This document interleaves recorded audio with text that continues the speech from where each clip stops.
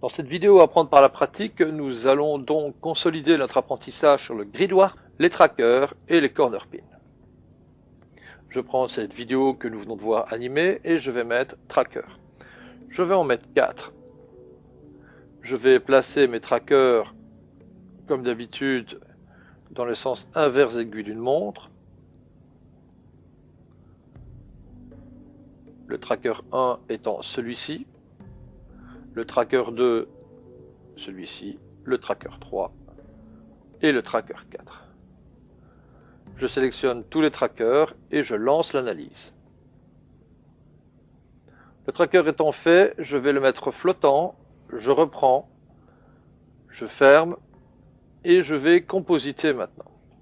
Je vais d'abord compositer avec le chat qui est ici, qui a en mode alpha, donc il n'y aura pas de souci. Je vais donc utiliser un mode merge, backgrounds, avant-plan, je vérifie le merge, je vais le mettre en mode mate car je sais qu'il y a un alpha.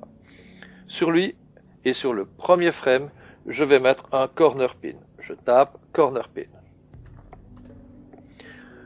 Chaque point du corner pin, 1, 2, 3, 4, qui est au périmètre de tout simplement de l'image du chat, je vais aller sur la ligne link to tracker 1 et je fais ainsi de suite sur tous les points. Link to tracker 2, link to tracker 3, évidemment le dernier, vous devinez, link to tracker 4. Entre les deux, c'est-à-dire entre le chat et l'arrière, je vais mettre le 100. Ah oui, c'est un peu gore comme exercice, mais de temps en temps, il faut bien se défouler. Je vais donc mettre un merge background qui va prendre le 100 ici. Observons ce 100. Ici, il a un channel alpha. Pas de souci. Bilan, le mode de fusion, on va le mettre en mode mate et on se met en RGB. Sur lui, pareil, je refais un corner pin, je me positionne sur le premier frame et je relie les 4 points du corner pin.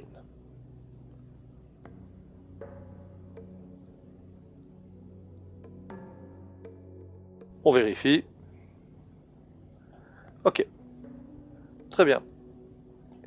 On va maintenant vérifier un petit peu en mettant un grid warp. Alors c'est ici où ça devient intéressant. À quel moment je mets le grid warp? Est-ce que je le mets avant ou après le corner pin? Sur le premier frame, je vais le mettre avant le corner pin. Alors vérifions ici, je vais faire donc mon grid warp. Et nous remarquons que le grid warp s'ajuste bien et subit le corner pin. Donc bien avant le corner pin, s'il vous plaît. Maintenant, qu'est-ce que j'ai? J'ai différentes choses. Je peux, comme ça, ajuster le grid warp. Je fais ça sur le premier frame de l'animation. Bien. Maintenant, je vais venir me mettre sur le dernier frame de l'animation. Et je vais bouger les points. En sachant que c'est de l'autokey, j'ai comme ça automatiquement la grille du warping qui va bouger et qui va entraîner comme ça les coulées parce qu'apparemment l'accident est encore relativement frais. On va s'amuser à regarder le résultat final. L'objectif était donc de bien comprendre les possibilités. On va basculer à quelque chose d'un peu plus sérieux, un trucage façon les studios ILM. On a une séquence vidéo en HD 720. Je vais donc changer mon setting par rapport à ce format. On a ici une image fixe qui est le plan final. Je vais m'occuper maintenant de traquer ces 4 coins. Je vais donc mettre là-dessus un tracker, remettre 4 coins et les placer. Je sélectionne tous les trackers et je lance l'analyse.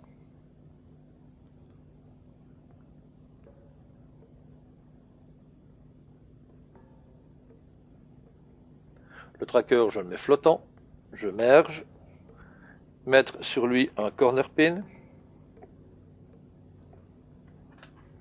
lier le corner pin au tracker numéro 2.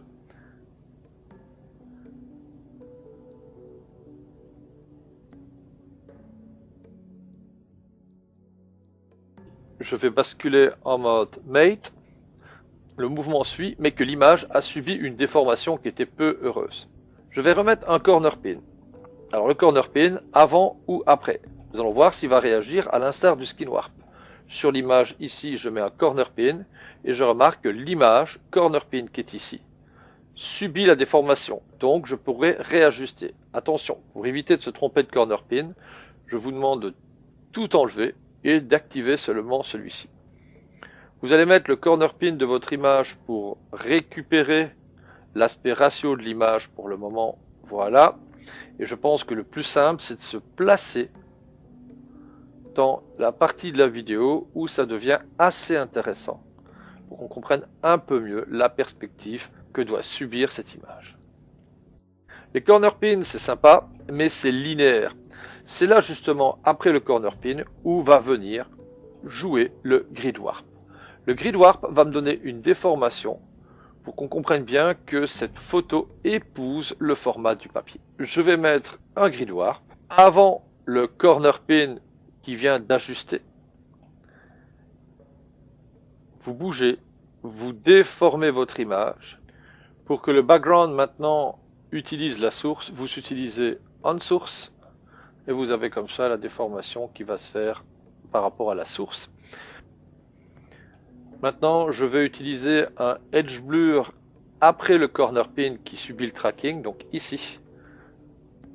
Edge Blur pour fondre un petit peu le bord du papier. Et je vais étalonner un peu tout ça pour donner un peu d'aspect chaleureux. Je vais utiliser un grade tout simplement et modifier un petit peu les colorimétries que dans le rouge. Donc le grade ne va agir que sur le rouge pour moi essayer de donner comme ça une dynamique et un aspect un peu vieillot à l'image. Je regarde mon travail